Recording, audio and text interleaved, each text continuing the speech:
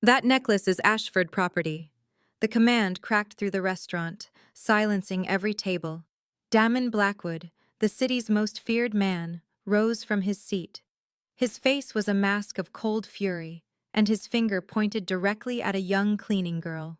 Ivy froze mid-step, a dirty cloth in her hand, the blood turning to ice in her veins. She instinctively dropped the rag, her hands flying to her neck to cover a small gold locket. "Sir, I did not steal this," she whispered, taking a step back. "I promise." Damon ignored her. He kicked a chair from his path and moved toward her, like an approaching storm. Other guests shrank away, terrified by the sheer menace radiating from a man whose name made hardened criminals shake. "Do not lie to me," Damon snarled, backing her against a marble pillar. "I have been looking for that locket my entire life. Where did you get it?" The manager, Harrison, scurried over, his face slick with panic. "Mr. Blackwood, please." Harrison tried to place himself between them, his hands up. "My deepest apologies, sir. This girl is new, a worthless little thief." He glared at Ivy, his voice like stone. "You are fired. Get out of here before I call the authorities." Harrison grabbed her arm, trying to drag her toward the kitchens. Ivy cried out from the sharp pain, but before she could fight back, a powerful hand locked onto the manager's wrist, squeezing until the man's knuckles were white. It was Damon. "Let her go," he said, his voice a low, deadly promise. "If you touch her again, I will make sure this restaurant and you are both gone by morning." Harrison instantly released her, trembling as he backed away with his hands raised. "But, Mr. Blackwood, she has the locket." "Shut up," Damon said, "and get out of my sight." He did not even look at the man again. He turned back to Ivy. He stood so close she could smell whiskey on his breath and see the old, raw pain in his eyes. "Give me the necklace." He held his hand out, palm up. Number Ivy shook her head, clutching the piece of jewelry desperately. "This is mine. It is the only thing my mother ever gave me. I have had it my whole life." "Lies." Damon's fist struck the pillar beside her head, the impact booming through the silent room. Catherine Ashford was wearing that the night she died. Nobody survived that crash. Nobody. Ivy trembled, but a final piece of courage from someone who had nothing left to lose made her act. With shaking fingers, she undid the clasp, took off the locket, and held it up to the most powerful man in the city. But she did not give it to him. "If you think I am a thief," her voice shook but held steady, "then you tell me what is engraved on the back. If it belongs to your family, you would know." Damon went completely still. The air caught in his chest. The inscription. His voice was suddenly quiet, filled with a world of sorrow. "It says V and C. Forever. Victor and Catherine. Forever." Ivy slowly turned the locket over in her hand. The light from the hall caught the worn letters carved into the gold. V and C. Forever. A strangled sound escaped Damon's throat. He took the jewelry from her, his fingers shaking as he traced the letters, as if he was afraid they would disappear. "This cannot be real." He looked up, his eyes boring into hers. "How old are you?" 26. "What is your birthday?" "I do not know for sure," Ivy answered, her hand rubbing her empty neck. "I was found on November 15th. Damon's world stopped moving. November 15th. That was the night of the attack, the night he, as an 11-year-old boy, had watched Catherine Ashford's car fly off Raven's Peak. The night they buried her, along with the unborn baby everyone assumed had died with her. But if no one made it out alive, how could this woman be standing here, wearing the one sacred item that could only be passed down through blood? This golden pendant holds a truth that has been buried for more than 2 decades. If you want to uncover the dark secret behind the massacre with us, hit that like button to fuel this story. Subscribe and ring the bell so you never miss a chapter. Share this with someone who loves a good mystery. They will thank you later. Damon did not speak again. He took Ivy by the wrist and pulled her right through the main dining room, leaving 100 curious eyes behind them. Ivy tried to pull her hand away, but the man's grip was like iron. There was no escape. They went down a long hallway and stopped before a heavy oak door. Damon forced it open, pushed her inside, and then locked it. The beautiful VIP room, with its black leather couches and crystal lights, had just become a prison. Damon faced the two bodyguards in the hall and gave an order that left no room for questions. No one in and no one out. Understood? The two men gave a sharp nod. The door clicked shut. Ivy retreated to a corner, pressing her back against the wall, her heart hammering against her ribs. She watched Damon take out his phone. His voice was cold as he spoke. "Dr. Hammond, bring the DNA test kit to the Skyline restaurant immediately. VIP room number 3. This is an order." He hung up without waiting for a reply.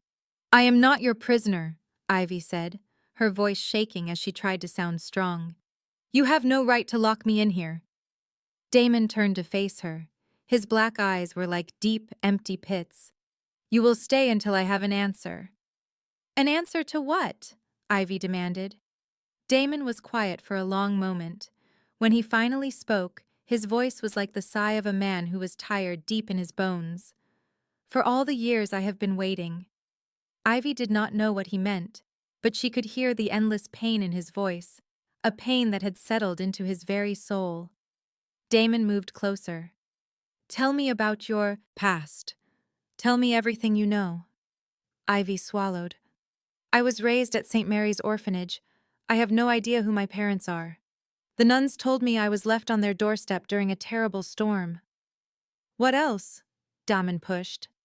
Ivy paused for a moment. "I was wrapped in an old leather jacket. Sister Agatha always said it smelled like engine oil and cigarettes. She saved it for me, but it fell apart over the years. Only the necklace survived." Damon stopped. A leather jacket, the smell of oil. He stored that detail in his mind. It was important. He did not know how yet, but the instinct of a man who had survived in the shadows his whole life told him this was a clue he could not ignore. 40 minutes later, the door opened. Middle-aged man with gold glasses entered, holding a black leather case. Dr. Hammond, the personal physician for the Ashford family. He did not ask any questions. He calmly took a blood sample from Ivy and then started to work with the equipment in his case. A heavy silence fell over the room. Ivy sat on the edge of the sofa, her hands twisted together in her lap. Damon stood at the window with his back to her, staring out into the night as if he were looking for something he had lost a very long time ago. 20 minutes felt like 20 years.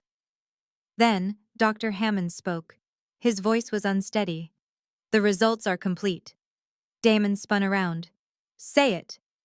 Dr. Hammond looked from the screen in his hand to Ivy, his expression one of utter disbelief. "Her DNA is a 99.97% match, with the DNA sample on file for Catherine Ashford." The entire world seemed to stand still. Ivy felt the floor drop out from under her. She tried to speak, but no words would come out. Damon stood like a statue carved from stone. "All these years," he said, his voice a rough whisper. "You were alive this whole time. While we thought you were gone, while Victor cried himself to sleep every night, while I tore the world apart looking for a ghost." Ivy finally found her voice. "Who am I?" Damon walked over to her. This time there was no anger in his eyes, only something much deeper, much fiercer. It was like a fire that had been buried for 26 years and was now roaring to life. "You are Rosalie Ashford," he said slowly, saying each word carefully as if afraid she would not understand.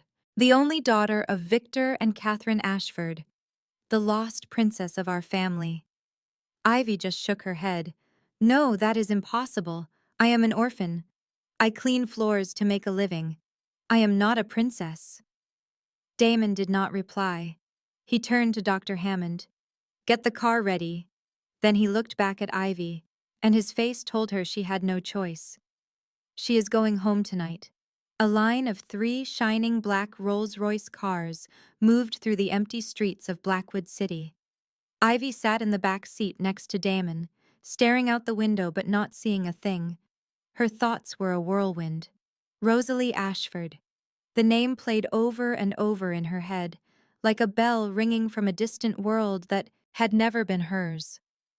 20 minutes later, the cars stopped in front of a giant wrought iron gate. The gate swung open, and Ivy had to catch her breath at the sight of the Ashford estate. It was not a house, it was a palace.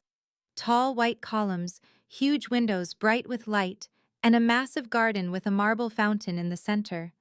Ivy had spent her entire life in small, damp apartments, and now she was here. Damon opened the car door for her. Ivy got out, her legs feeling a little weak. She tried to act calm, but her heart was pounding. Damon led her up the steps, through a main entrance made of intricately carved oak, and into a grand hall with a ceiling that seemed to go on forever, with a crystal chandelier sparkling high above. This is your home," Damien said. "It has been waiting for you." Ivy had no time to form a reply before a fragile voice echoed from the other end of the corridor. "Damien, are you there? Bring her to me." He led her down a long hall, stopping at the entrance to a large room. Damien swung the door inward. A frail old man was sitting in a wheelchair next to a fireplace. He was Victor Ashford, 68 years old, but he appeared closer to 80. His hair was completely white. His eyes were clouded, maybe from his age or from countless shed tears. His face was thin and bony, the face of a man who had endured a lifetime of suffering. But the moment his eyes fell upon the token on Ivy's neck, his entire demeanor shifted. Victor Ashford started to shake. His thin hands clenched the arms of his wheelchair. Tears formed in his clouded eyes and flowed down his weathered cheeks. He made an effort to rise, but his legs had lost their strength. Damien moved swiftly to steady him as Victor shuffled toward Ivy, one slow step at a time, as if he feared she might disappear if he moved too quickly. He raised a shaking hand to touch Ivy's cheek. His skin felt cool and papery. But that single touch held a tenderness she had never experienced from another person in her life.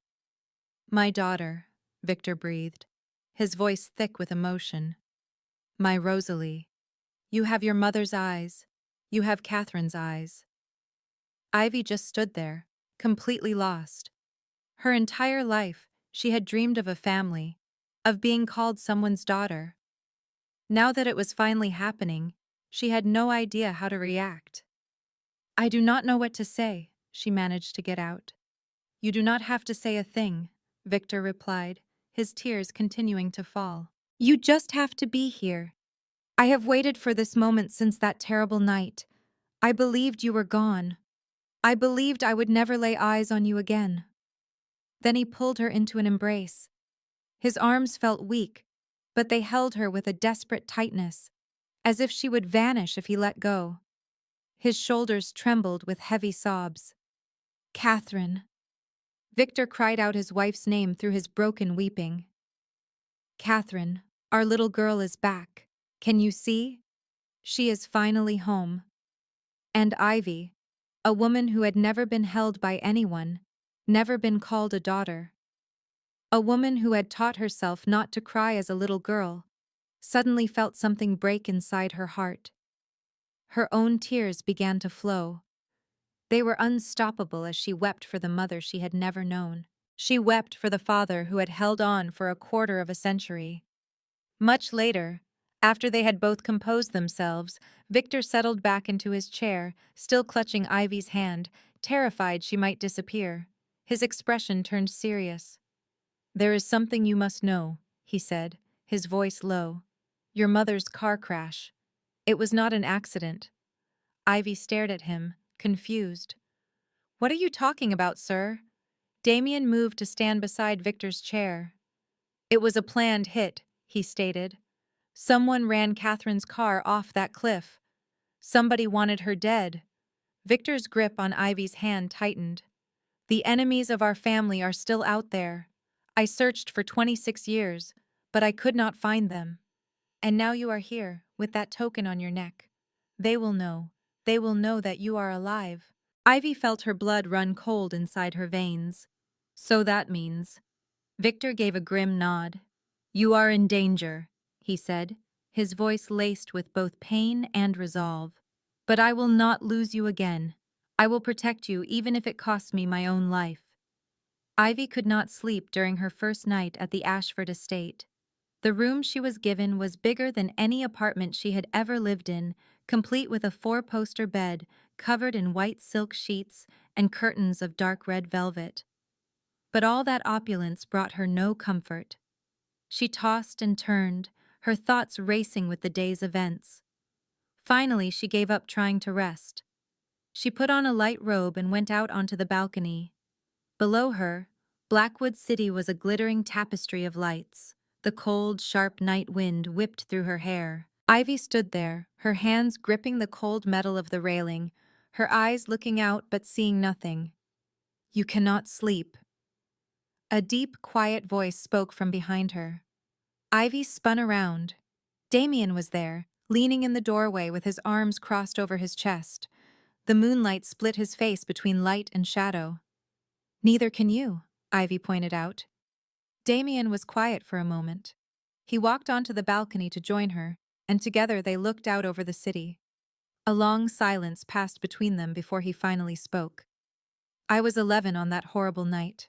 I was living on the streets, stealing what I could to eat, finding sleep in disgusting alleyways. Then Victor found me. He gave me a home, a family, a purpose. Ivy remained quiet, listening, sensing the deep pain behind his every word. That night, the night of the accident, I was riding in the car behind Victor. Damien continued, his voice becoming quieter. We were bringing Catherine home from the hospital.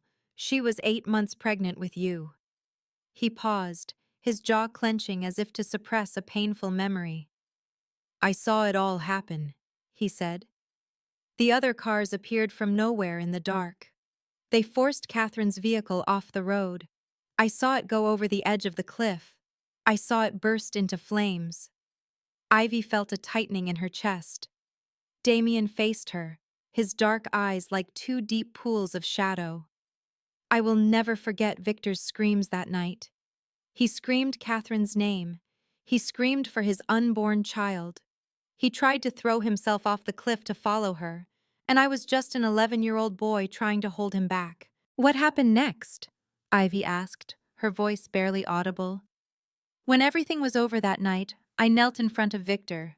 Damien explained. And I made a promise. Promised what?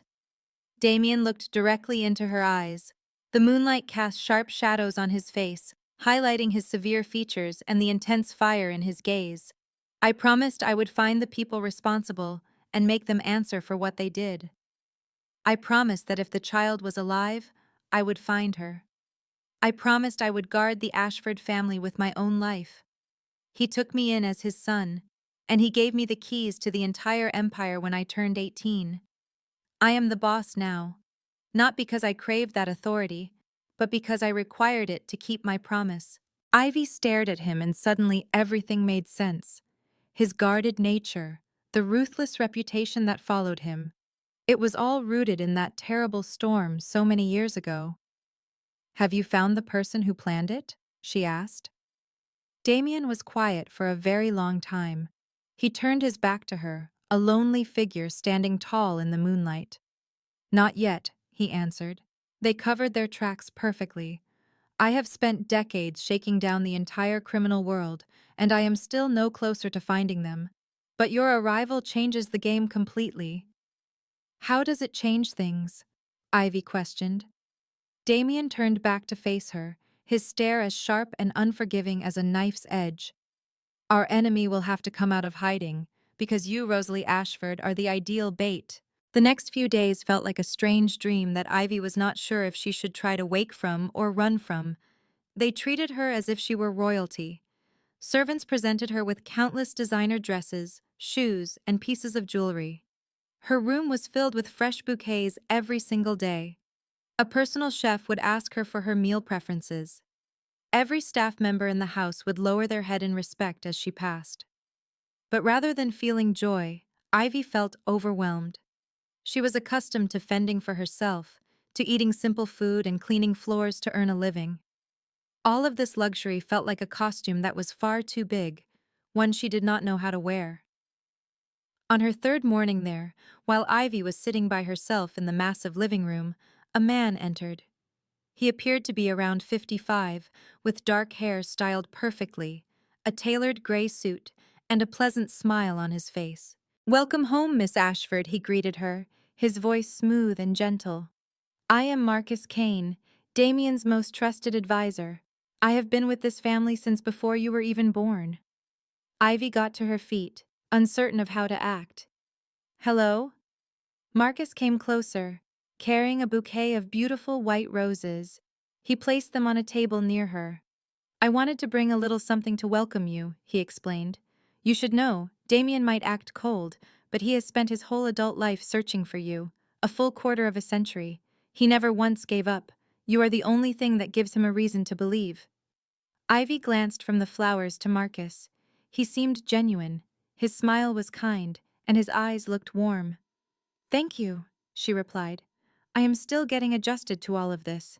Marcus gave a knowing nod. "I understand. This is a tremendous change, but you have nothing to fear. We are all here to keep you safe." He spent the rest of the morning showing her around the vast estate, explaining the purpose of each room and sharing stories about the Ashford family's history. His tone remained gentle and patient, like that of a caring uncle. Later that afternoon, another guest showed up. His name was Preston Cole, 55 years old, a man who had been a business associate of the family for many years. He had graying hair, a strong jaw, and wore a high-end black suit. The moment he walked into the sitting room and saw Ivy, a huge smile spread across his face. "It is a miracle," he declared. "Victor's daughter is alive. The Ashford family has truly been blessed." Preston moved forward to shake her hand, but when their skin made contact, Ivy felt a sudden sense of wrongness. His smile was enormous, but his eyes were like chips of ice. It was only for a second before the look disappeared. "Thank you," Ivy said, managing to keep her voice even. Preston did not visit for long. He chatted with Victor for a bit, and then excused himself to go speak with Damien. As the two men were talking in the hallway, Ivy happened to be walking past and overheard a fragment of their conversation. "Are you certain she is who she says she is?" Preston's voice was hushed. "This is not some kind of con. DNA evidence can be fabricated. You need to be cautious. She is Victor's daughter." Damien's voice was cold as steel. "The token does not lie." "I am only trying to protect this family," Preston insisted. "You are aware of how many people want to use Catherine's death as an opportunity to take over Ashford. What assets?" Ivy slipped away before they realized she was listening. Her heart pounded in her chest. She did not know what to make of Preston Cole. But the thing that truly disturbed her happened later that night. As she made her way down the east corridor to her room, she saw Marcus and Preston talking in a shadowed alcove. They were huddled close, with their heads bowed and their voices reduced to whispers. Ivy could not hear their words, but both of their faces were grim. Then Marcus raised his head and spotted her. His familiar smile instantly returned. "Miss Ashford," he called out, his tone light and cheerful, as if nothing was wrong. "You are awake late." Preston also turned, gave her a curt nod, and then left quickly. "Just some business," Marcus said when he saw Ivy's curious expression. "Nothing you need to concern yourself with. Sleep well." Ivy simply nodded and returned to her room. But as she lay in her bed, sleep would not come. Something was wrong. She could feel it deep in her bones. Marcus's smile was too practiced. Preston's stare was too cold. And that hushed conversation in the shadows. What was it about? She did not have the answer yet. But she was certain of one thing. Inside this estate, not everyone was a friend. In the days that followed, Ivy began to notice a pattern. No matter where she was on the grounds, Damien was always nearby. It was not a coincidence or a random chance. He followed her like a shadow follows a person. When she came downstairs for breakfast, he was already at the table. When she strolled through the garden, he was on a balcony watching from above. When she went to the library to read, he would show up 10 minutes later, claiming he needed to find some documents. And that was not all. Ivy saw that the male servants around the estate were slowly disappearing. In their place were only women. When she asked a maid about it, the young woman lowered her gaze and whispered that Mr. Blackwood had ordered all male staff moved to a different section. No reason was given, but everyone understood why.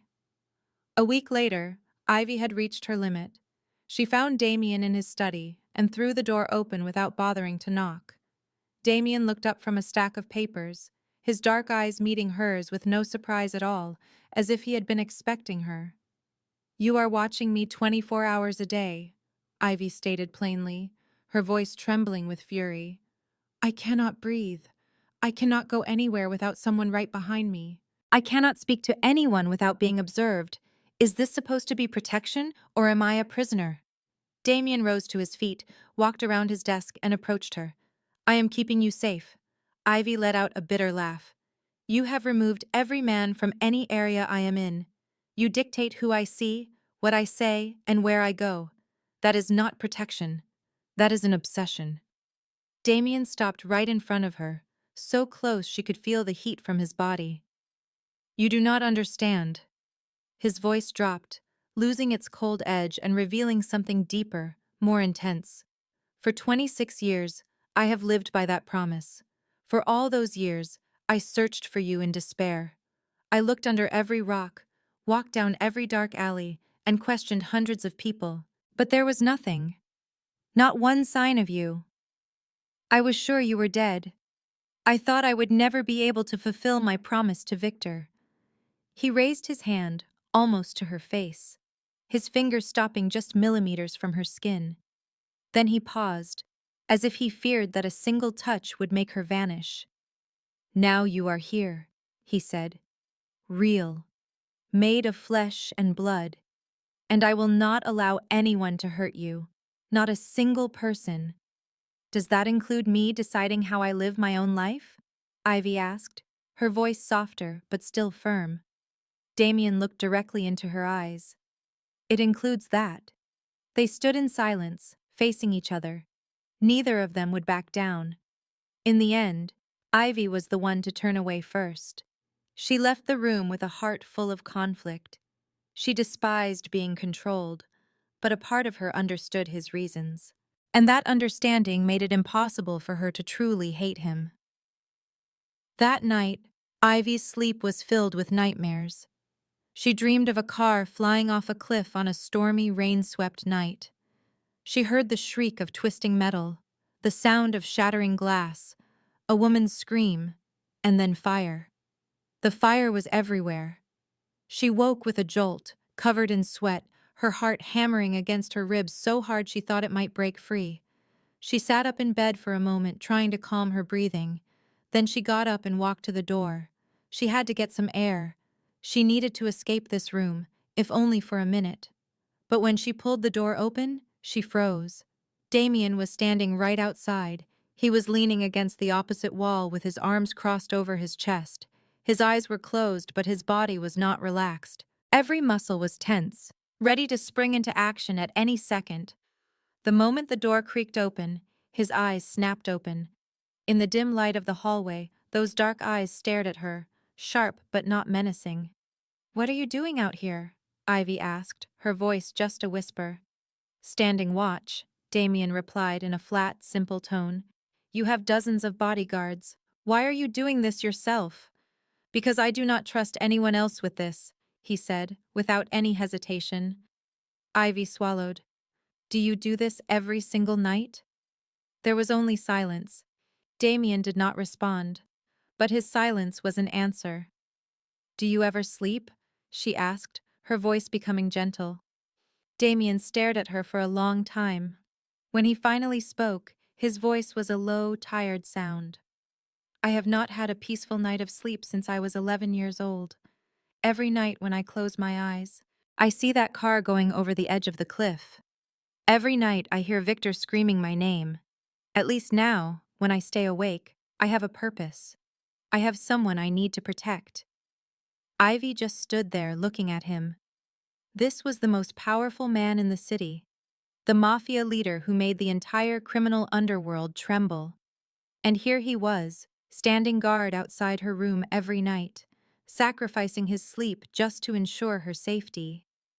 For the very first time, she was not afraid of him. She felt pity for him. Pity for the 11-year-old boy who had to see such a tragedy. Pity for the man who had carried that heavy burden for more than 2 decades. She did not say another word. She turned and went back into her room. But this time she did not shut the door completely. She left it open just a crack, letting a thin line of light slice through the darkness of the hall, like it was an invitation, or perhaps a promise that she would not run away. After that night, Ivy could not get the image of Damien out of her head, standing guard every night. She thought about Preston Cole's cold stare and Marcus Kane's smile that seemed too perfect. She thought about her mother's murder 26 years ago and the person behind it who was still free. She could not just sit by and let others keep her safe. She had to know the truth. She had to discover it for herself. 3 nights later, as the clock showed 2 in the morning, Ivy snuck out of her room. She knew Damien was usually on watch outside her door. But tonight, he was in an urgent meeting with his crew and had not come back yet. This was her only opportunity. Her bare feet were silent on the cold marble floor. She crept down the dark hallway, careful to stay out of sight of the security cameras.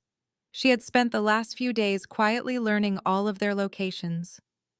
The records room was in the basement, a place she had accidentally found when Marcus gave her a tour of the house. The door to the archive was not locked. Ivy slipped inside and turned on the small flashlight on her phone. Tall metal shelves stood filled with boxes of files, all arranged in neat rows like silent soldiers. She started her search, her fingers brushing over one label after another. Business deals, financial statements, employee records. And then she saw it. An old, dusty metal box with a single faded line written on the front. The incident of November 15th. Her hands shook as she lifted the lid. Inside, there was a thick file. The papers were yellow from age. She began to flip through the pages, her eyes scanning them quickly in the narrow beam of her flashlight. The scene report. Pictures of a burned-out car at the base of the cliff. A list of the victims. Catherine Ashford, age 32, 8 months pregnant, pronounced dead at the scene. The driver, also deceased. The fetus, body never recovered, presumed deceased. Ivy swallowed hard and forced herself to keep reading. Then she came to a typed sheet of paper with a title, Internal Security Analysis. Her eyes grew wide as she read the words. Catherine Ashford's travel plans for the night of November 15th were top secret information. Only a very small group of people in the organization knew the exact time and route. A list followed. Victor Ashford, Damien Blackwood, age 11. The private driver, deceased. There was one more name, but it was gone. It had not been crossed out with a pen. It had been intentionally scraped off, leaving a pale white smudge on the paper that looked like a scar. Ivy's heart started to beat faster. Someone had erased their name from this list. Someone did not want anyone to know they were aware of Catherine's schedule that night. Who could it be? And was this the person who betrayed her mother? She turned the page. It was a supplemental investigation report. Unidentified witness. Description as follows. Male, middle-aged, wearing an old leather jacket, riding an old motorcycle. He was seen near the accident site about 30 minutes after the crash. He appeared to be carrying something as he left. His identity is unknown. No further investigation was conducted. Ivy froze. The leather jacket. Sister Agatha had told her that she was wrapped in an old leather jacket when she was left on the steps of the orphanage. The smell of oil and cigarettes. An old motorcycle. It all matched. This man was there. This man took something from the wreckage. That something was her. This man saved her life. She had to find him. He was the only person alive who knew. He knew what really happened that night. And at that very moment, the door to the archive swung open. Ivy spun around, quickly hiding the file behind her back. The light from the hallway poured in, framing a figure in the doorway. It was Marcus Kane. He was dressed in a suit, even at this late hour. His hair was perfectly styled, and that usual smile was on his face. But his eyes were not smiling. His eyes were like ice. He materialized from the shadows like a weapon drawn in silence. Marcus spoke, his voice a gentle hum that carried a threat. "It is late, miss. What could you be searching for down here?" Ivy fought to keep her own voice steady. "I was just trying to learn about my family, about my mother." Marcus moved into the room, pulling the door shut behind him. The click of the latch echoed like a trap springing shut. "Curiosity is a fine thing," he said, gliding closer. "But some things are not meant for you to know, miss. Certain secrets are better left buried." "Like the secret of who murdered my mother?" Ivy shot back, holding her ground. Marcus paused for a heartbeat. The smile never left his face, but his eyes became hard and dark. "Be careful, miss," he warned. "When you dig in the past, you can awaken things that are better left sleeping. There are monsters in that darkness. Do not wake them." They stood facing each other in the cramped, musty space. Then Marcus cocked his head, as if a thought just occurred to him. "Ah, have you learned anything new about the leather jacket?" Ivy froze. The leather jacket. She had only ever mentioned that detail to Damien, in the privacy of a restaurant's VIP room the first night she met him. No one else could possibly know. How did Marcus know? He seemed to sense his error. His smile became wider, more polished, a mask sliding perfectly into place. "Damien told me," he said smoothly. "We keep no secrets from each other. As you know, I am his most trusted advisor." "Yes," Ivy said, forcing a smile of her own. "I understand." But inside, her mind was screaming. Damien would never have shared that information. Not him. He was fiercely protective and would never tell another person something so private about her. Marcus knew about the jacket. Marcus had asked if she had found anything. Marcus had appeared just as she was searching. This was no accident. "You should return to your room and get some rest," Marcus said, pulling the archive door open for her. "The hour is late. It is not good for you." Ivy walked out, feeling his stare like a physical weight on her back all the way down the hall. Inside her room, she locked the door and sagged against it, her heart hammering against her ribs. She was sure of one thing. Marcus Kane was not a good man. He was hiding something, and he was watching her every move. She had to find the man in the leather jacket before he did. She had to act tonight. The following evening, Ivy made her move. She waited for the clock to strike 1 in the morning, when a deep quiet fell over the entire estate. She slipped out of her sleeping clothes and into black jeans and a dark hoodie she had stashed in her closet. With her phone in her pocket and her sneakers tied tight, she moved to the window. Her room was on the second story, but a sturdy, ancient trellis was fastened to the stone wall just outside. She had examined it for days, deciding it was strong enough to support her. She slid the window open, took a steadying breath, and climbed out. The night air was cold against her skin. Her fingers curled around the dry wood. Her feet found holds on the thick, knotted vines. Her heart pounded as if it would break through her chest. A fall from this height would mean broken bones. Getting caught would mean facing a punishment from Damien she could not even imagine. But there was no other way. She needed the truth. She moved down inch by inch, testing each branch to avoid one that might snap and betray her with a sound. Finally, her feet touched the soft ground. She melted into the shadows, watching. A security camera made a slow, lazy arc across the corner of the lawn. She waited for its lens to pass, then she sprinted for the fence line. She had timed the guards' patrol route all week. They would be at the side gate in 5 minutes. That was all the time she needed. She scrambled over the fence at the garden's edge, where thick trees offered cover. Branches snagged at her clothes, tearing the fabric, but she ignored it. She followed a small path behind the property, hit the main road, and used an app to call a taxi.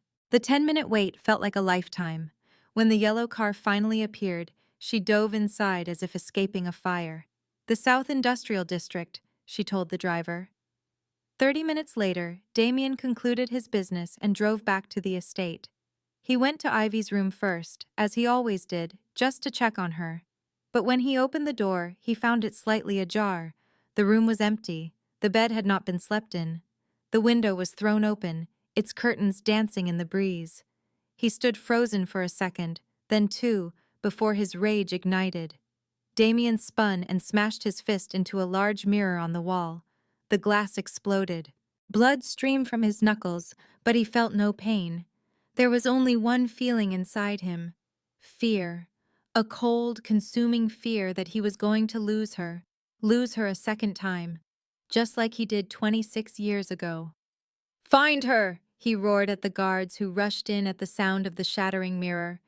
"Tear this entire city apart if you have to. Now!" Marcus Kane appeared in the doorway, his expression full of concern. "What happened?" "She's gone," Damien bit out, his voice a low growl. Marcus gave a solemn nod. "Let me help. I have people all over the city. We will find her."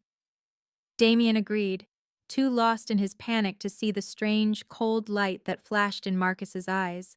Marcus took out his phone, tapped the screen a few times, and a shadow of a smile touched his lips as Ivy's GPS location lit up the display. At that moment, Ivy was making her way through the city's old southern industrial zone. It was a wasteland of abandoned factories, rusting garages, and dirty bars. She approached anyone she saw, asking the same question. "Do you know an old mechanic? He wears a leather jacket, has an old motorcycle. He might have been around here about 26 years ago." Most people just shook their heads or waved her off. Some stared at her as if she were insane. She was close to giving up when a drunk man outside a grimy tavern grabbed her arm. "Leather jacket," he slurred, his breath sour with alcohol. "Old mechanic. You mean old Walt?" Ivy dropped to her knees before him. "Do you know where I can find him?" The man let out a wet cackle. "Everyone knows that crazy old fool lives under the East Bridge, lost his mind. He's always rambling about the little girl from the rainy night." The man shook his head. "More than 20 years, and he still goes on about it. Completely crazy." The little girl from the rainy night. Ivy's heart seized. It was her.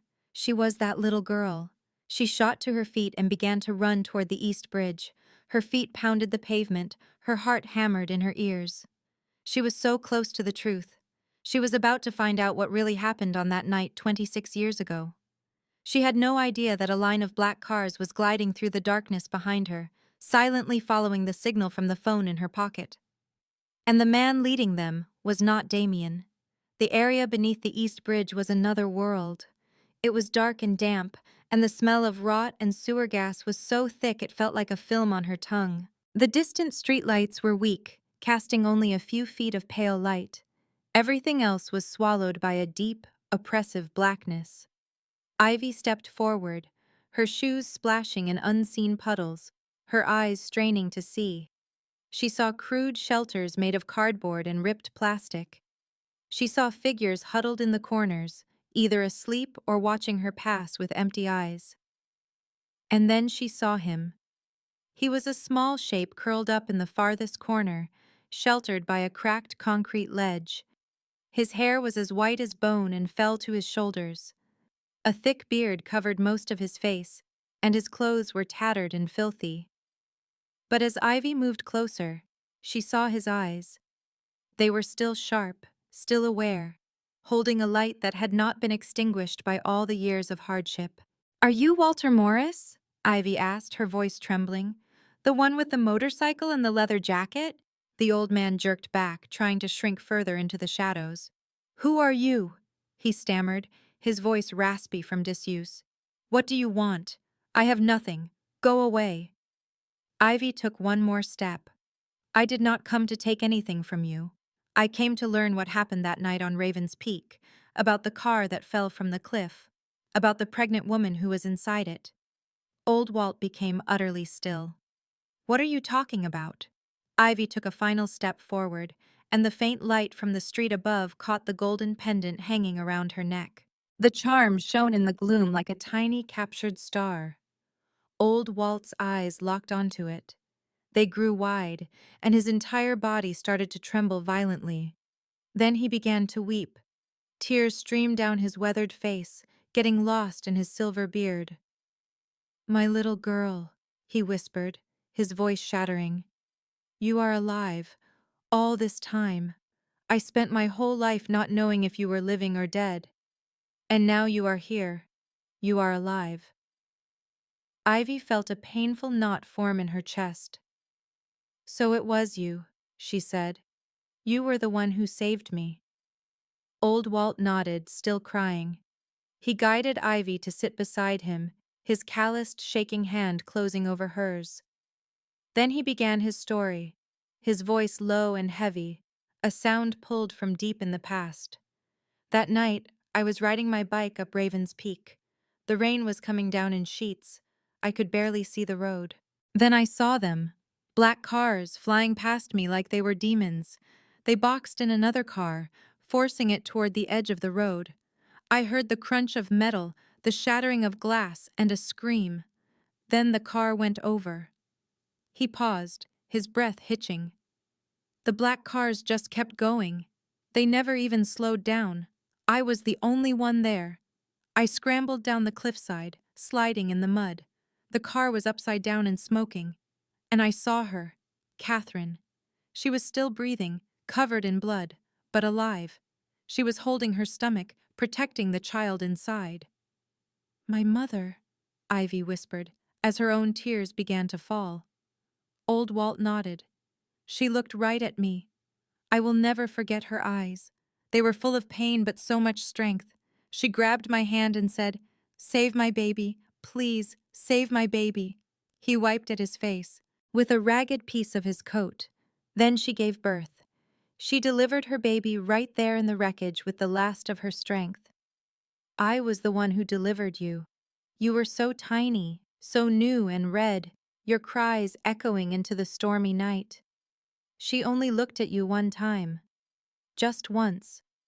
Then she removed her necklace and tied it around your neck, making a knot so secure I struggled to fasten it.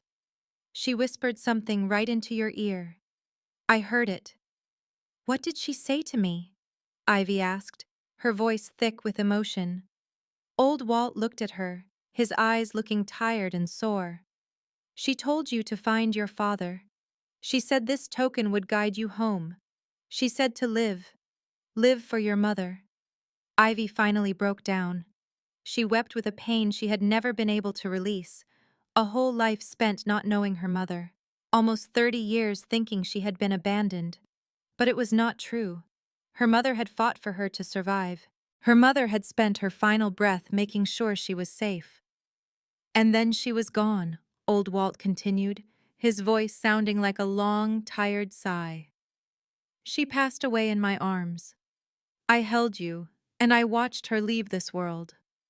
"Why did you not call the authorities?" Ivy asked. "Why did you take me to the orphanage?" Old Walt lowered his head, full of shame. "I have a criminal past. I was afraid they would think I did it. And I knew the Mafia was involved. The cars had a certain symbol. I knew what it was. If I had said anything, I would have been killed." He gave Ivy's hand a gentle squeeze. "I brought you to the orphanage, left you on the doorstep, and then I vanished. I have carried this guilt and fear for so many years. I am so sorry. I am so sorry." Ivy put her arms around the old man. "My mother fought so I could live," she said, her voice cracking. "And you were the one who saved me. You have nothing to be sorry for." Just then, the sound of tires screaming on pavement split the air outside the bridge. Ivy glanced up to see Damon running toward them. His eyes were blazing, and his entire body was as tight as a steel spring. But when he saw her crying, he stopped short. He looked from Old Walt to Ivy, and the situation became clear to him. You are the man who saved her, Damon said, his voice now gentle. Old Walt stood up, shaking. I am sorry. I should have come forward a long time ago. Damon had no chance to reply. A second pair of headlights flooded the area under the bridge, making it hard to see. It was not his vehicle. A convoy of black cars came to a stop, and a man emerged from the shadows. It was Marcus Kane. A cold smile played on his face. I have found you, he said. All three of you.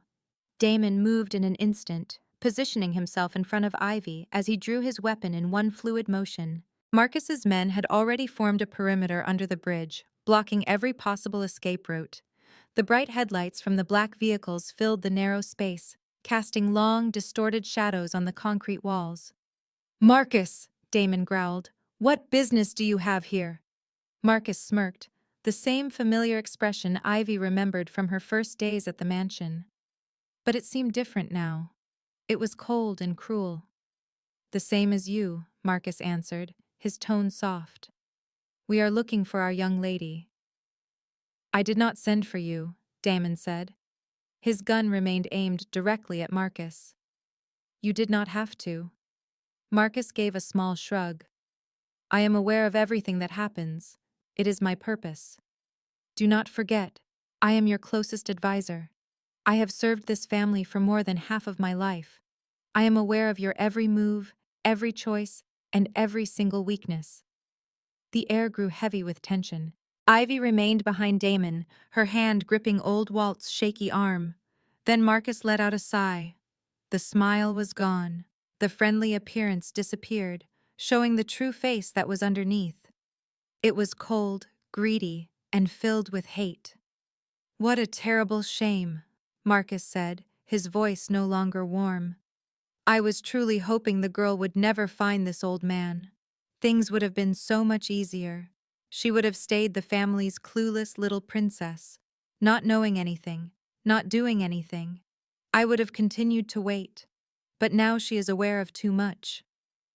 Damon pointed the gun directly at Marcus's head. What did you just say? Marcus looked at Damon with pure scorn. 26 years, Damon. An entire lifetime of waiting. 26 years. I believed the girl had died with her mother. It was a flawless plan. Catherine is dead. The baby is dead. Victor is broken. The family is in need of a new person in charge, and that person should have been me. You are a traitor, Ivy shouted, her voice trembling with a mix of rage and shock. Marcus looked over at her. A traitor? He let out a cold laugh. No, young lady, I am just taking what is rightfully mine. Victor gave me his word. Power, status, a future. I was the one who helped him build this empire from nothing. And then he took in a boy from the streets. Marcus turned his gaze back to Damon, his eyes filled with a burning hatred. 26 years of my life, 26 years of my work, and I remained just an advisor. But you, a child from the gutter he found on the street, you became the leader. Can you even imagine how that feels? Damon stood completely still. He stared at the man he had trusted for 25 years, the man who showed him how to manage the organization, the man who was with him for every single choice. You gave them Catherine's itinerary, Damon said, his voice strained. Marcus simply nodded, showing no sign of remorse. You are finally starting to see the truth. Yes. I provided them with the details, the exact time she left the hospital, her travel path, how many bodyguards she had, everything. Preston Cole paid a very high price for it. Preston Cole, Damon said through clenched teeth. Oh, you were not aware. Marcus laughed. Preston was the one who planned it all. I was just the one who supplied the information. A flawless plan. Catherine is dead. The baby is dead. Victor is broken. The family is thrown into disarray. Preston assumes control, and I receive the reward I have earned. Marcus let out a long breath. But then you showed up. An 11-year-old boy on his knees before Victor, making a vow. Victor looked at you as if you were his salvation. He gave everything to you, and I was forced to continue waiting. For 26 years, Damon, I have been waiting for you to fail. I have been waiting for you to die. I have been waiting for my chance. Then Marcus looked directly at Ivy. And now this girl appears with the token, with the inheritance, destroying everything I have worked for. Marcus raised his own gun. This time I will handle it personally. There will be no errors. He aimed the gun at old Walt. I will kill the old man. He moved the gun to Ivy. I will kill the girl. Then he looked at Damon. And what about you? You will die as a traitor. I will inform everyone that you conspired with our rivals to take over Ashford assets. You murdered Victor's daughter, and I, the faithful advisor, had to eliminate you to get justice for her. Old Walt took a shaky step back. Please, sir, he pleaded. I am just an old man who can do no harm. But Ivy moved forward. She positioned herself in front of old Walt, her chin high, her gaze locked on Marcus. If you intend to kill him, you will need to get past me first. Marcus looked at her, momentarily taken aback, and then he laughed. You are brave, just like your mother was. Catherine had that same courage. She looked directly into the headlights of the oncoming cars and did not even scream. He aimed the gun at Ivy. As you wish, miss, Damon yelled. Marcus! The sound of the gunshot tore through the night. Damon moved toward Ivy with the speed of a lightning strike. In a split second, he pushed her to the ground and shielded her with his own body. The bullet ripped through his left shoulder instead of her head. Blood sprayed out, hot and sudden, splashing across Ivy's face. She let out a scream of pure terror, but Damon did not falter. He gritted his teeth against the searing pain, spun around, and returned fire at Marcus. In that very instant, the sound of powerful engines filled the space beneath the bridge. 3 more black vehicles rushed in. They were Damon's men, the team that had been discreetly following him from the estate.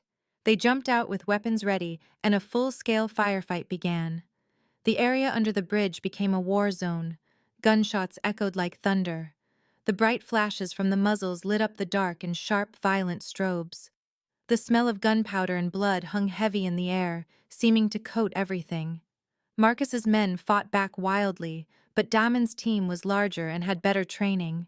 They were taken down one after another. Damon got back on his feet, his left shoulder pouring blood, but he fought as if he felt no pain at all.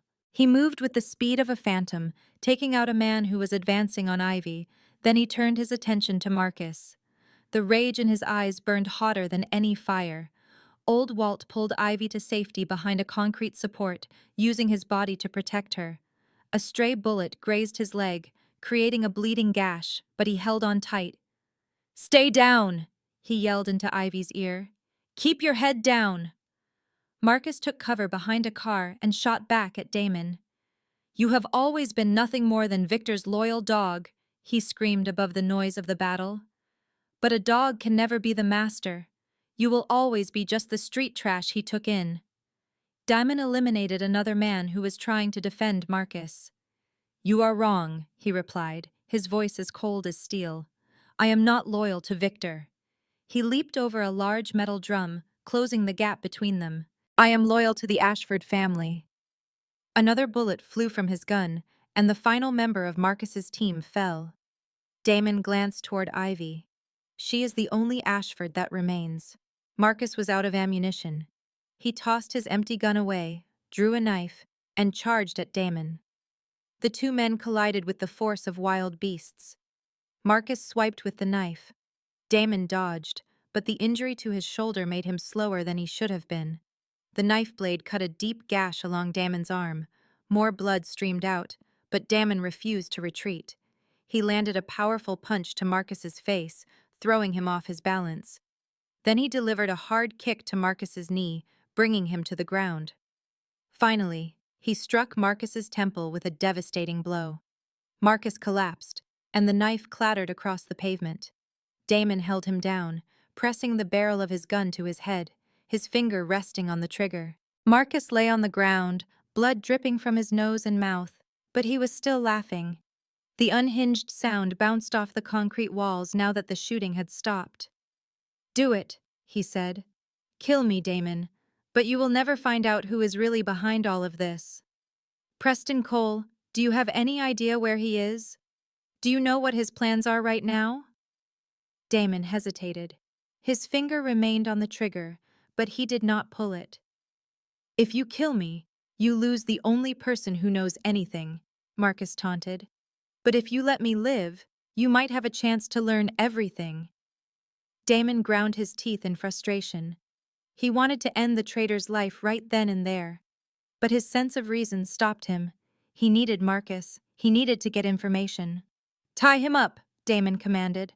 He gave his men a simple order. If Marcus moved, they were to shoot him in the leg. As Damien got to his feet, Ivy rushed to his side. His blood stained her face, and her eyes were raw from terrified tears. She saw the bullet hole in his shoulder and the gash on his arm, and a wave of dizziness washed over her. "You took a bullet for me," she choked out, her voice trembling. But Damien ignored his own wounds. Instead, he raised a hand to her cheek, his touch gentle as he checked her for any harm. "Are you okay?" Ivy could only stare, completely stunned. "You are bleeding," she managed to say. "A bullet just hit you, and you want to know if I am okay." Damien's gaze met hers, and for a moment, the hardness in his dark eyes softened. "I told you," he said, his voice raw with pain, yet solid as rock. "No one will ever touch you. No one." At that moment, Damien's phone buzzed in his pocket. He took it out, and as he read the screen, all the color drained from his face. "What is wrong?" Ivy asked. Damien looked from her to Marcus, who was tied up on the floor. "Victor is dying," he said, his voice thick with emotion. "And Preston Cole has just called an emergency meeting of the family council." Damien fell to one knee before Marcus, grabbing his collar and hauling him upward. "Who is behind this?" he shouted. "Who paid you to betray Catherine?" Marcus spit blood onto the dirt and then began to laugh. It was the sound of a man with nothing left to lose who still had one final move to play. "Preston Cole," he sneered. "He is responsible for everything. He paid for it. He planned it all. He has wanted to consume the entire Ashford family for the past 26 years. What else is there?" Damien's grip tightened on Marcus's collar. "Tell me every last detail." But Marcus just laughed again and then fell silent. He looked at Damien with pure defiance in his eyes. "You want to know more? Then you need me alive. I am the only person who can witness against him. Without my testimony, you have no proof to use against Preston." Damien's knuckles itched to hit him, but he knew Marcus was correct. He stood up and turned to his men. "Tie him up and bring him along. If he makes a run for it, shoot out his knees." The line of cars sped through the night, slicing through the Blackwood City darkness.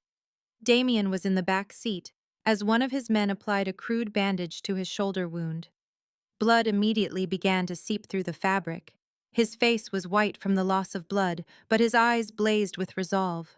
Ivy was beside him, her hand clutching his tightly. "You have to go to a hospital," she insisted, her voice strained with worry. "Later," Damien replied without looking at her. "First Victor, then Preston. Preston is going to pay for his actions." At the same time, back at the Ashford estate, the family council chamber was brightly lit against the night sky. The 10 most senior members of the family were seated around a long oak table, their faces etched with anxiety and fear. And at the head of the table, in the seat that belonged to Damien, stood Preston Cole. "This is a very grave situation," Preston announced, his voice low and filled with fake concern. "Victor is on his deathbed. The doctors do not expect him to survive the night. And Damien, our leader, has disappeared. Nobody knows his location. Nobody can get in touch with him." He scanned the faces around the table, ensuring he had their full attention. "The Ashford family is without a blood heir," Preston went on. "Catherine passed away 26 years ago, and her unborn child died with her. According to the family's laws, Damien is merely an adopted son with no legal claim to inheritance. Now, just as Victor is about to die, he vanishes. What do you suppose that implies? A low buzz of conversation started around the table. A couple of members started to nod in agreement. This family requires stability, Preston stated firmly. We need a leader who is experienced, someone who has supported Victor from the very beginning. I suggest that the council vote to remove Damien Blackwood and select a temporary leader until things have settled. In another car that was following Damien's, old Walt was getting help changing into clean clothes from an assistant. The injury on his leg was now bandaged.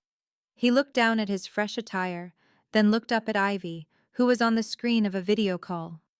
I will give my testimony, old Walt said, his voice shaky but firm. I will stand before all of them and describe what I witnessed that night. It is the least I can do for Catherine.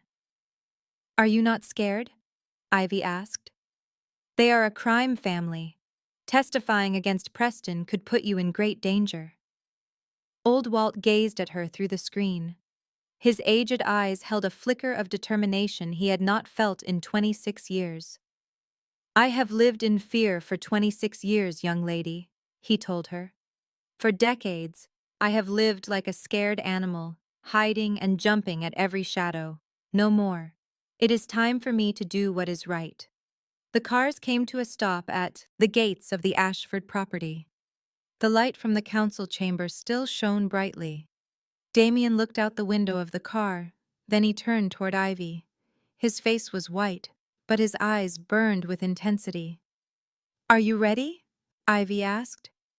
Damien gave her hand one final squeeze before he opened the car door. Let us go, he said. Let us put an end to this. The doors to the council chamber burst open with a deafening crash. All 10 of the most senior members of the Ashford family turned their heads in unison. Preston Cole froze at the head of the table, the self-satisfied smile disappearing from his face in a flash. Damien Blackwood entered, his left shoulder wrapped in a bandage, with blood leaking through the white material to form a frightening red mark. His face was pale due to blood loss, but his dark eyes smoldered like hot coals. However, he was not by himself. Ivy walked in next to Damien. She was not the frightened cleaning lady from the Skyline restaurant anymore, now wearing a sophisticated black dress she had quickly changed into in the car. Her hair was styled in an elegant twist, and she held her chin high, making her look like a completely different person. Around her neck, the golden token shone under the light of the chandelier, resembling a bright star in the night sky. You are looking for a blood heir, Damien announced, his voice echoing in the room. Here she is, Rosalie Ashford, the one and only daughter of Victor and Catherine Ashford, and she is wearing the sacred token of the family. The room broke out in a commotion. Whispers spread like wildfire. The members of the council looked at Ivy, then at the token, and then at each other, their faces showing clear shock. Preston regained his composure. Quickly! This is ridiculous, he exclaimed, raising his voice above the chatter. She is a fraud, a cleaning girl from nowhere who is wearing a counterfeit necklace. You are actually going to believe a trickster. Ivy took a step forward. She met Preston's gaze directly, her own look steady and without fear. 26 years ago, you were the one who killed my mother. A complete silence fell over the room. Preston's eyes grew wide. How dare you make such an accusation without any proof? Did you think I was dead? Ivy went on, her voice as cold as ice. You believed the child in my mother's womb perished with her at the bottom of that cliff, but I survived, and I have a witness. The door opened once more. Old Walt entered, limping a little due to his leg injury, but he stood tall with his head held high. He no longer looked like the disheveled old man from under the bridge. Dressed in clean clothes and with eyes full of resolve, he appeared as a witness prepared to confront the past. My name is Walter Morris, he stated, his voice clear and firm. 26 years ago, I was at Raven's Peak, I witnessed Catherine Ashford's car being pushed off the road and over the cliff. I went down to try to rescue her. I took the infant from her arms just before she passed away, and I saw who was responsible. They were in black cars with an emblem on the doors. Old Walt raised his hand and pointed directly at Preston. It was your emblem. Preston stepped backward, the color vanishing from his face. This is just the story of a delusional old man, he said, his voice starting to tremble. It is meaningless. Then 2 bodyguards brought in Marcus Kane, his hands handcuffed behind him. He scanned the room at the faces looking at him and realized he had no escape. Talk, Damien commanded. In front of the council, tell them everything you told me. Marcus took a deep breath. Preston Cole paid me to provide him with Catherine's schedule for that night. The time she departed the hospital, her route, how many guards she had, all of it. Preston hired people to push her car off the cliff. Preston's goal was for Victor to break down so he could take over the Ashford family. 26 years ago, Preston Cole murdered Catherine Ashford. Preston lost his temper. Marcus, he yelled, his face turning purple with anger. You gave me your word you would keep it a secret. You promised you would never tell anyone. He paused, understanding what he had just admitted, recognizing he had confessed before the entire council. The room was completely silent. Not a single breath or sound could be heard. Damien walked up to Preston, his dark eyes like 2 deep voids. 26 years, he said, his voice a low rumble like faraway thunder. You stood by Victor's side and acted as if you were grieving. You saw him fall apart after losing his wife and child. You were waiting for him to die so you could seize everything. But you overlooked one detail, and Ashford always survives. The council did not take long to make a decision. The vote was quick and everyone agreed. Preston Cole and Marcus Kane were banished from the family and would face judgment by family law, which was essentially a death sentence. Then all eyes turned to Ivy. She moved forward to the spot where Preston had been standing. She observed the strange faces that were waiting for her to say something. I was not raised in this world, Ivy stated, her voice soft yet firm. I am not familiar with your rules. I do not know how to lead a family. However, I understand what justice is, and I understand what family means.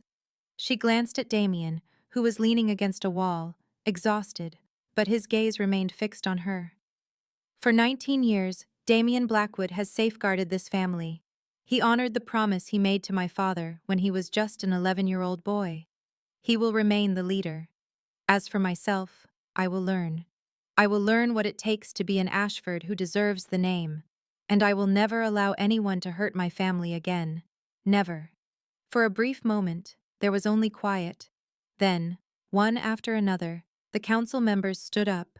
They lowered their heads in respect to Ivy, to Rosalie Ashford, the lost princess who had returned after 26 years. Immediately after the council meeting concluded, Ivy ran toward Victor's room, her heart hammered in her chest, her feet unsteady on the long hall floor. She knew he was dying. She knew there was not much time left. She threw the door open and rushed to his side. Victor was lying on the large bed, covered in white sheets. His body was so frail it seemed to disappear into the linens. A heart monitor next to him beeped in a slow, steady rhythm. The doctor and nurses stood in a corner, their faces grim, shaking their heads. But as Ivy reached the bed, Victor's eyes opened. They were cloudy with sickness, but they suddenly shone with light. And he smiled, the most peaceful smile she had ever seen. You did it, Victor whispered, his voice as faint as the wind. Ivy fell to her knees at his side and clutched his wrinkled hand. The tears streamed down her face. Father, she said, and for the first time in her life, she truly meant the word. Preston and Marcus are caught. It is all over. We got justice. Good. Victor gave a slight nod, his gaze locked on her. Good. He raised his other hand, which trembled, and gently touched her cheek. You look so much like your mother, he said, strong and beautiful. Catherine had those same eyes, full of determination, never broken. Father, Ivy sobbed. 26 years, Victor continued, his voice like a long sigh. I have spent every single day since the accident believing you were gone. All those years, I lived with nothing but regret.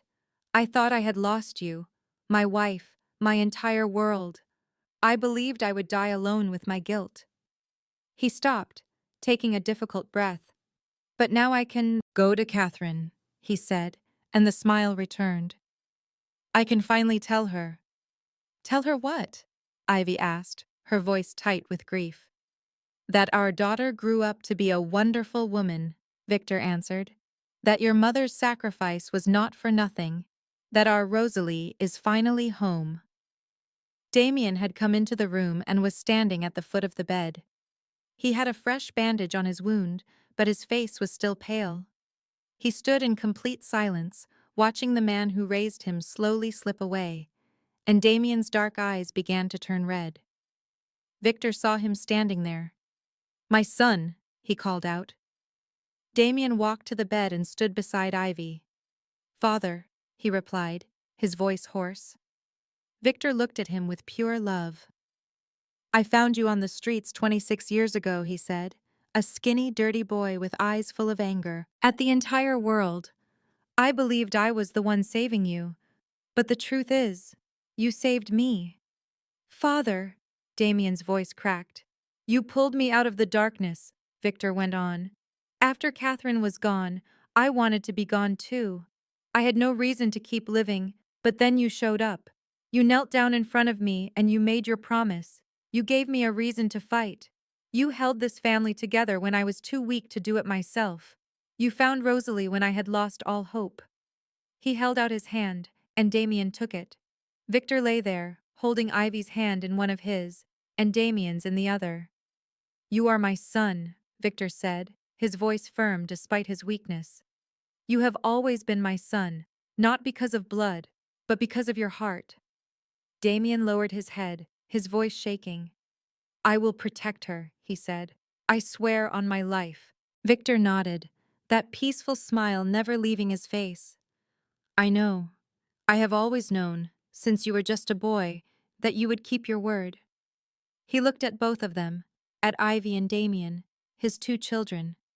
One was his by blood, the other his by heart, but they were both his family. Live, Victor said, his voice getting softer, as if it was fading into the air. Live for each other. Live for this family. And be happy. Be happy for me. And for Catherine. Father! Ivy cried out. Victor's eyes closed, but the smile remained. Catherine, he whispered, as if he saw someone only he could see. I am coming. Wait for me. And then the heart monitor let out one long, continuous tone, showing a flat line across the screen. Victor Ashford was gone, calm and at peace. After more than 2 decades of painful waiting, he had finally met his daughter. At last, he was reunited with his wife. Ivy collapsed onto the side of the bed, her sobs filling the quiet room. Her grief was raw and desperate. She had only just found her father, and now he was gone. Damien stood next to her, looking at Victor's peaceful face, and for the first time in 26 years, he wept. Tears slid silently down his face and dripped onto the white sheets. He did not cry when he watched Catherine die. He did not cry through 26 years of pain and heavy burdens, but he cried now. He reached out a hand and gently wiped the tears from Ivy's cheek. He waited for you, Damien said, and he met his daughter in the end. He died peacefully. Ivy looked up at him, her eyes red and swollen. You lost your father too. Damien gave a small shake of his head. He is not gone, he said. He lives on inside of you and inside of me. He lives in everything we do from this day forward. The Ashford family cemetery was on a hill that looked out over Blackwood City. The sunset was painting the sky in shades of red.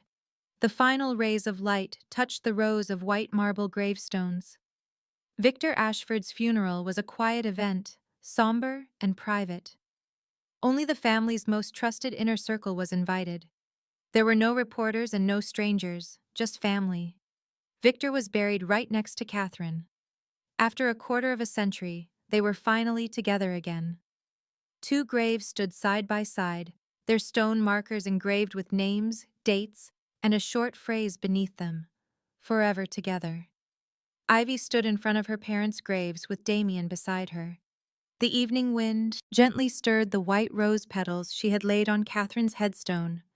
She looked down at the stone, at the name of the woman who gave her life, who died so that her daughter might live.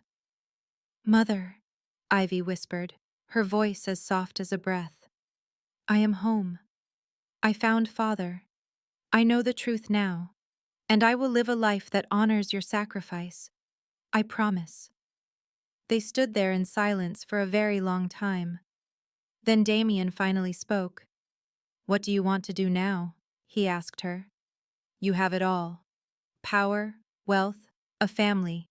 You can do whatever you want." Ivy turned to face him. "I want to create a foundation," she said. "For orphans, for children just like I was. For children who grow up without knowing who their parents are. For children who are waiting for someone to come and take them home." She looked back at Catherine's grave. "So another child will not have to wait almost 3 decades to have a family," she added. "So no one else will ever have to feel as alone as I did." Damien looked at her, and his expression softened. "The Catherine Foundation," he said. Ivy smiled. It was the first time she had smiled since Victor passed away. "The Catherine Foundation," she repeated. Old Walt stood a short distance away, wearing the clean, new clothes Damien had bought for him. The wound on his leg had been properly cared for. He was no longer the disheveled old man from under the bridge. His dignity was restored. "I kept my promise to Catherine," old Walt said as Ivy walked over to him. "She told me to save her child, and now you are home." Ivy gave him a hug. She hugged the stranger who had saved her life twice. Once from the car crash, 26 years ago, and again when he found the strength to come forward and tell the truth. "Thank you," she said, "for everything you did." Old Walt gently patted her on the back. "I am leaving now," he told her. "Mr. Damien found a small house for me outside the city. I am going to live out the rest of my life in peace." "You deserve to rest," Ivy said. Old Walt nodded, smiled, and then he turned and walked away. His shape slowly disappeared between the rows of trees in the cemetery. Now, only Damien and Ivy were left standing before the two graves. The sun had set, and the sky was turning a deep purple. The first few stars were starting to shine. "So what happens now?" Ivy asked. Damien looked at her. "Now, we live," he answered. "For Victor, for Catherine, and for us. The long years of separation could not break their family." Then she asked him, her voice soft, "Will you still stand guard outside my room every night?" Damien looked at her, and for the very first time, his eyes were not cold or controlling. There was no obsession, only something gentle and warm. "No," he said. Ivy looked at him, completely surprised. "No." Damien took a step closer. "I am not going to stand outside your door anymore," he said, his voice low and full of warmth. "I will be right beside you, always, if you will let me." Ivy looked at him, at the man who had spent so many years trying to find her, the man who had been wounded for her, the man who had honored a promise to her father since he was an 11-year-old boy. And she nodded her head. Damien raised his hand and placed it on her shoulder. It was strong and protective, and for the first time, it was gentle. Ivy's fingers went to the token around her neck. It was the gold pendant her mother gave her with her last breath. "Mother," she whispered, "I am home." Damien stood right behind her, his hand still resting on her shoulder. They stood together and looked out at Blackwood City. The city lights were beginning to glow in the darkness. The dark times were over. The people who betrayed them had been brought to justice. The truth was finally revealed. But in this world, darkness never truly goes away. There would be more challenges in the future. There would be new enemies and secrets that were still hidden.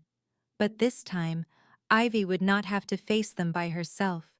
The story of the lost princess and the Mafia boss comes to an end here. But the lesson from their story will always remain. It is a lesson about a love that can overcome the great distance of time. More than 2 decades of being apart could not destroy their family. It is a lesson about loyalty and about sacrifice. Damien gave his entire life to honor a promise. Catherine used her final breath to. It is a story about a mother's instinct to protect her child. It is also a message about the courage to confront your past. For 26 years, old Walt was trapped by fear, but in the end, he found the strength to speak the truth. Above all, this is a tale of hope. No matter how deeply life might pull you into the shadows, or how lost and isolated you become, there is always a way back to the light. If this story moved you, we invite you to subscribe, like, and share this video. Your support is what allows us to create more compelling stories for you every day. How did this make you feel? Did it remind you of something from your own life? Please share what is on your mind in the comments below. We would be honored to hear from you. We wish everyone watching good health, a happy life, and peace each and every day. Thank you so much for listening until the very end. Farewell, and we hope to see you in the next one.